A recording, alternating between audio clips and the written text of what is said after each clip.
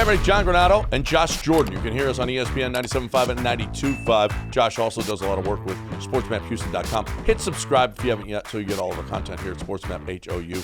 Michael Brantley coming back, homering in Sugarland. He's back. He's going to be back. Who's the odd man out? You know, I started thinking about this, and a lot of people are going to point to Yainer Diaz. But to me, it could be Chas McCormick.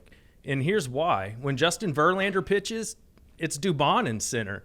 And Dana Brown said when Michael Brantley is ready to play every day, he will play every day. He said that on the flagship this week. So when Verlander's pitching, I guess it'll be Brantley and Jordan in left and at DH, and Dubon's been playing center. So I'm thinking, are they going to really take McCormick out of the lineup? And then you look when Fromber pitches, it's usually Jake Myers in center field. And if your everyday guy in left and DH is Jordan and Uncle Mike. Well, we saw that last year, though, and then in the postseason it was all Chas. Yep. Yeah, so, I mean, Chas took over the position last year. I think this is a lot of regular season posturing. I think Chas is going to be in center field and we saw Chas play a great center field. We saw one of the greatest catches, in Astros history in Philadelphia. It's going to be Yainer. Yainer is going to get the Vasquez treatment is what he's going to get.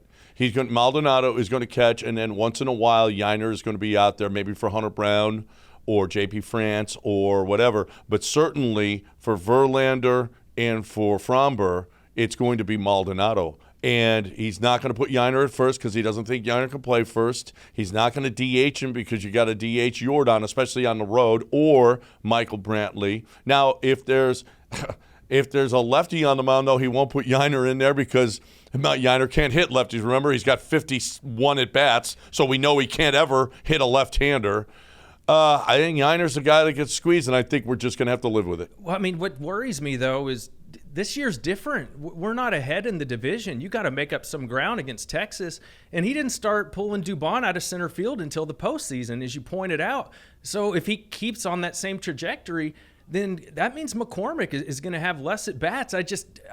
Dana Brown's got to talk to Dusty. They can't be doing that. It's not like Chas is a poor center fielder. I mean, his OPS is off the charts this year. He's got to be in there every day. Jake Myers, once Uncle Mike comes back, he doesn't need to see the field. Well, my logic is the games mean more, so Chas will be out there. When the games meant more in the postseason, Chas was out there. So my logic is that he's going to play. Now, Dubon, he likes Dubon. Even though we know Dubon hit a lull, he came back and he had a few hits against the Miami that were big hits. He's not afraid to play Dubon. There's no question about it. And you're right, he is his personal caddy in center field. So we'll see. But I just sucks. Yainer could be Rookie of the Year, and Dusty. The only one that can hold Yainer back is Dusty. That's it. What's your batting order?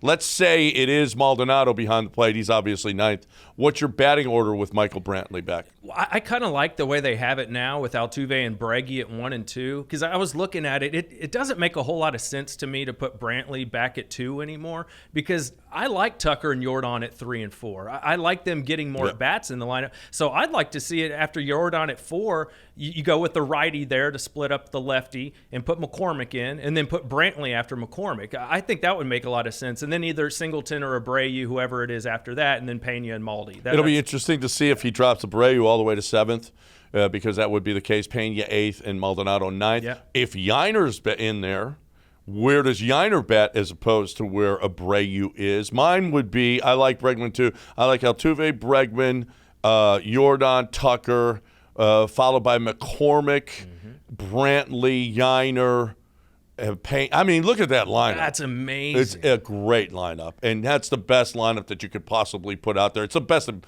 Them and the Braves would have the best lineup in baseball. I don't think there's an argument. And, I mean, at catcher, it's your best defensive lineup, too. If we look at how Diaz is performing behind the plate. Says you. not Dusty. Says you and, well, all the statistics.